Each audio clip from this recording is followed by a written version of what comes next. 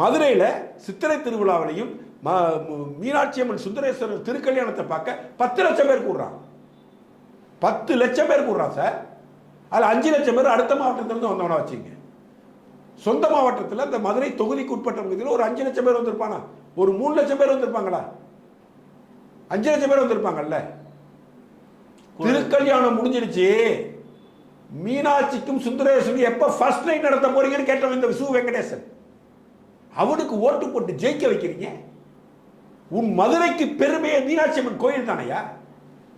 அந்த மீனாட்சி அம்மனை கச்சப்படுத்தி கேவலப்படுத்தி அசிங்கப்படுத்திய ஒருத்தனுக்கு மதுரை மக்கள் எப்படி ஓட்டு போடுறாங்கன்னு கேட்கிறேன். அவங்களுக்கு மான சூடு சொன்னேன் இல்லையா? அவங்க அம்மாவை பேசுனா ஓட்டு போட்டுருவாங்களா? அக்காவை பேசுற ஓட்டு போட்டுருவாங்களா? நீ கையெடுத்து கூப்பிடுற தெய்வத்தை பத்தி ஒருத்தன் தப்பா பேசுறான், அவனுக்கு போய் ஓட்டு போடுற மதுரை மக்கள் எப்படி ஏற்றுக்க முடியும்? எப்படி பார்க்கறது? நம்ம சு வெங்கடேசன் மதுரை மக்கள் ஓட்டு போடலாமா? முதல்ல நீ சு வெங்கடேசன் ஜெயிச்ச ஒரே நல்ல காரியம் என்ன தெரியுங்களா? சூர்யா குடும்பத்தை அழைச்சிட்டு போய் சிவகுமார் குடும்பத்தை அழைச்சிட்டு போய் கீழடியில் வந்து கைடு வேலை பார்த்தார். இவர் எழுதின புத்தகத்தெல்லாம் அரசுடைமையாக்கி அதன் மூலமா வருமானம் பார்த்தார். மதுரை மக்களுக்கு என்ன செஞ்சார்? மீனாட்சி சுந்தரேஸ்வருக்கும் மீனாட்சிக்கு இப்ப ஃபர்ஸ்ட் நைட் கேட்டான் சார். இருந்தாலும் அவருக்கு ஓட்டு போடுறாங்க. அவருக்கு ஓட்டு போடுறாங்க.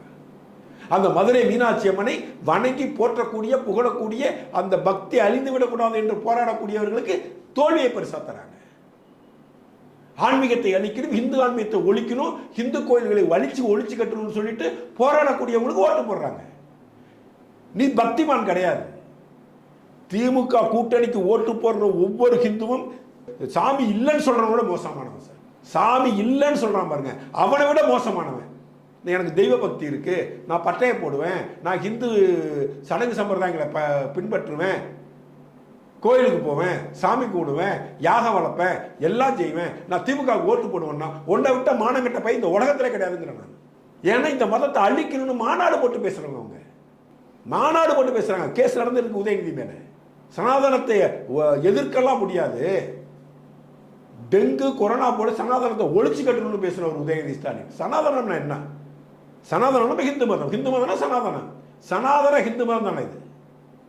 அதை ஒழிக்கணும்னு சொன்னவனுக்கு திரும்ப திரும்ப ஓட்டு போடுறீங்களே. நீங்க ஹிந்து ஆன்மீக அன்பர்களா?